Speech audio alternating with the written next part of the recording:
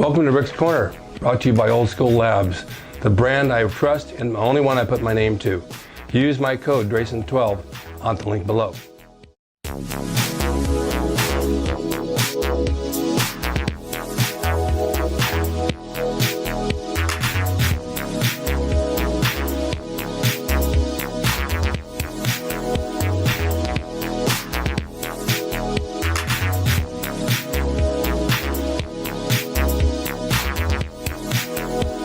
Welcome to Rick's Corner. The man, the myth, the legend. Now on with the show. Welcome to Rick's Corner. I have two little beautiful women here, I think so anyway, that are wrestlers. Now that's a little bit different from my show, but they're in my ring working out for a show this Saturday, which is a benefit for the veterans. It's going to be a big deal to give back to our servicemen, which I think is just a wonderful thing. I have Simone, right? Simone, yes. Simone. And Kayla. And Kayla I've known since she was 16. We used to go out when I was 60 and she was 16. Remember those days? Oh, the good old days. Oh, yeah. So anyway, they're over here practicing for this show coming up on Saturday night. It's a big wrestling event, but there's more than that. There's a lot to it, and it's not only that, it's a benefit. There's dinner, there's music, there's a lot of matches, and there's a lot of things going on. So to start with, how long have you been wrestling? I've been wrestling for going on 2 years. Yeah. Yeah. You have really nice lips. Oh, well, thank you. Whoa. That's all. What made you get into it?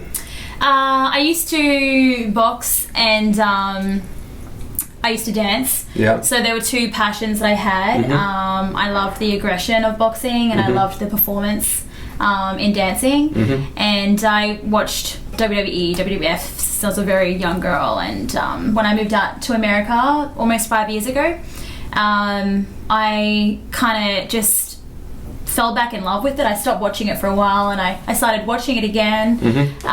And, you know, back in the days in Australia, when I was really into it, there wasn't really any wrestling schools near me. And I just did a little search and I was like, oh my God, there's wrestling schools here. And I just, you know, looked for the top ones. Well, they pop up like weeds. That's a great way to put it. And then somebody squirts them with weed killer and that's the end of them. Yeah. And the thing is, you got to know that, and I've talked to somebody about it today, that being trained as a wrestler, I was trained by a lady, Johnny Mae Young, who was a world champion. She was a tough cookie. And she taught me Japanese, Mexican, American, and shoot style. I had to learn everything before they put me in the ring. That's amazing. It was really good. I drove 110 miles every day, one way, trained for 2 hours, drove home 110 miles and went back to the gym. Yeah, that's amazing. But it's what I wanted to do. And then after about 7 months, they put me on Channel 5 and Channel 34 and Channel 13 and all that. But you had to be well trained. Today, the problem I was going to say was, and I think Dan knows this too, and Patricia knows this, some of the people don't qualify as trainers. Mm-hmm. You know, all they want to do is like have you jump off the top rope. And that's not wrestling. Wrestling's on the ground. You gotta learn how to wrestle. You got to know hold for hold. Yeah. You got to know hold to hold and know how to do it, and false finishes and pins. Yeah. And you don't see a lot of that anymore. Everything's running and jumping and all over the place. Yeah. So that's your passion. Yeah, that's my passion. I mean, the moment I stepped into an actual, because I was in boxing rings all the time, but the difference that I felt when I stepped into a pro wrestling ring was huge. And I mean, they run I trained at Santino Bros for a year before I Joey's a friend made my of mine. debut. Joey's, yes.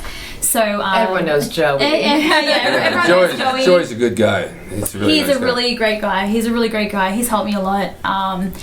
And the way they run things over there is just it's pretty hardcore. So you know, wrestling first before anything. I mean, I started wrestling and I kind of got the feeling for the first time in my life where I could have like that dance element that I had growing up, the performance, and then also the, you know, the aggression and I like the physical, I like the contact. Wrestling is basically dancing with violence. Exactly, which is that's all this. That's literally. The thing is but when I started wrestling, there was only boxing rings.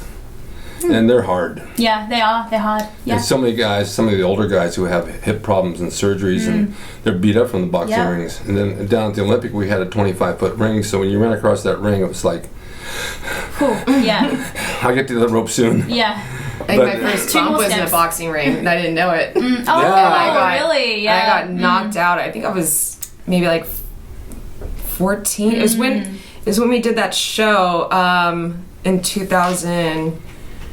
Oh wait. It was Fendi Action? No, it was for Glow when everyone got together and did Oh, 2001. Yeah. That Yeah. was with, Ursula. Yeah, and I jumped up and I just did a back bump, and I remember I just got knocked out, Oh, and I yeah. was just sitting there like trying to catch my breath, like, is Yeah. it ever gonna come? Like, Yeah, it's not easy. That's very, Yeah. you have a couple of things in your face. oh, like these like little holes that were piercings You've in had them. this since you were 16. Yeah, I had the same piercings. All my piercings are when I was. They never went grade away. two. No. They're still there. And so you've been wrestling a long time. Yes. Yeah, off and on. Off and on. Yeah. Yeah, that's how it works. Yeah. Work comes and then Yeah, distractions. you get in periods where you want to do it, and then other times you say, "Nah, I don't care. I don't want to do it anymore." Well, I also got a couple of injuries too that set me back. So every time I was like, okay, I'm ready to get back into it.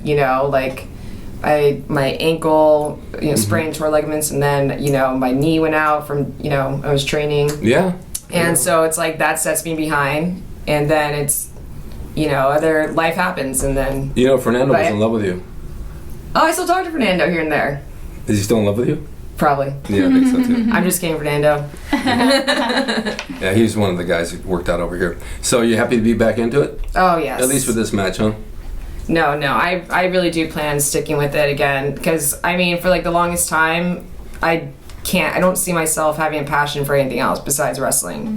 I keep getting drawn back to it, like feeling whole again when I do it. So I need to definitely focus more on that than other outside, like, Well, once you get bitten by the bug, it's there to stay. yeah. Just like the mosquito bite, just go. Probably never going to lose it. But it's, you can do it. You have a long way. Both of you can go a long, long time with your life doing this kind of stuff. Yeah. And then one day you'll say, okay, I've had enough of the bumps. I remember I took off for 6 months once, maybe longer. And I got booked at the Olympic with Big John Studd, who passed away. Remember John? He was 7 feet tall, and he gave me a suplex in the middle of the ring. And my feet almost hit the lights. And when I went back and hit, I started shock from my ankle to my ear. Oh. And I laid there and I thought, why would I want to do this? Yeah. This doesn't make sense. And then I got up and we finished and I forgot about it. But I wish you guys luck on Saturday. Oh, thank you. Thank you. It's going to be lots of fun. I'm excited. It'll be lots of Yes. fun. Yeah. You'll have a good audience to work with and you'll make a fun time out of it. Just, I don't need to tell you what to do. Just be your character and have fun with it. And watch out for Forrest as whatever he's going to be down there. The guy from Circus Vargas. Are you gonna be there? I got your back, girl. We got this. Are you sure? We got this. That's Brittany and Simone right there. Military rock wrestling. Oh, Military Rock Wrestling. Eric Shaw put this together. He did rock wrestling in the 1980s with canned heat and wrestling in one part of the yard and canned heat in the other part of the yard. He had a great deal of success. So he's putting this together for the veterans to join to relive the things he did in the 80s with new people. And I think it will do really well. He's put a lot of effort into this and a lot of actors and people involved and show business. So you'll be rubbing shoulders with good people. Yeah, It's all going to a absolutely. good cause too, Yeah. with Yeah. charity and giving back. Yeah, he's going to do So- several charities. I think the next one's my charity. He's going to give back to me. Nice. Nice. I'll wrestle. I can always take something. And he did say he's having food. He's having sandwiches. I just don't know what your flavor. He's going for the food. I don't know what your flavor of jelly is to go with the peanut butter, but maybe I'll have an assortment of jellies. Well, Forrest likes Lucky that. us. Yeah. Thank you, girls, for doing this, and thank you guys for watching Rick's Corner. And we'll see you next time. And remember these two; they're gonna go somewhere with And it. we hope to see you guys on Saturday. Yeah. Come on through. Bye bye. Hope you enjoyed the video brought to you by Old School Labs. Use my discount code DRASIN12 on the link below at oldschoollabs.com. Hey everyone, now you can have the Gold's Gym logo drawn by me, the artist Rick Drasin, personalized and made out to you and signed by me to frame and put on your gym wall or wherever you see fit to do so. It's a piece of bodybuilding history. It will never be duplicated again. It's the largest selling icon t-shirt logo in the world, and I'm the guy that drew it, and I will draw it for you. Just go to my website, rickdrasin.com, and order there. You can pay through PayPal, and it'll be sent out right away. And be sure to watch Rick's Corner for all the videos on bodybuilding, nutrition, fitness, pro wrestling, and anything that suits your interest as far as getting physically fit and being the best you can be from the golden era of bodybuilding.